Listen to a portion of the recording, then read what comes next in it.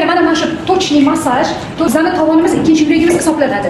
Siz Sahrli diabetga yordam beradimi degan savolingizga bu yordam beradi. Nega? Sababi bizning oyog'imizning tagida 20 mingta tochka bormi? O'sha 20 mingta tochkani biz buni kiyib yurganimizda yuryapti. Liberatorda bu massaj qilyapti. Massaj qilganda oshqozon osti bezini funksiyasini tiklab beradi. Ya'ni o'sha organizmimizdagi har bir hujayraning immunitetini tiklanishiga yordam beradi. Sababi qon aylanish sistemasi yaxshilandi.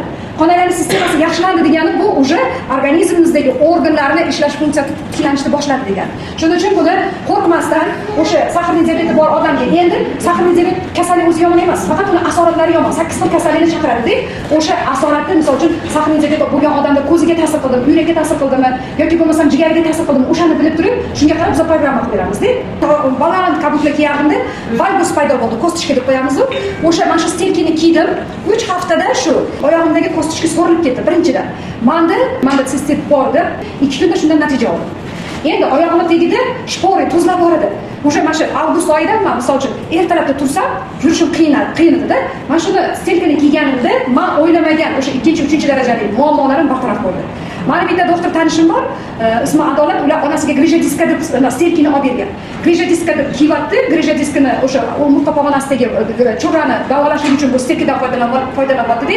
Shu bilan birgalikda qo'shimcha buyrakdagi 6 mm tosh 2 haftada tushyapti. Bu mo'jiza. Alloh mo'jiza bermasa hech gap emas. Shuning uchun avvalo Alloh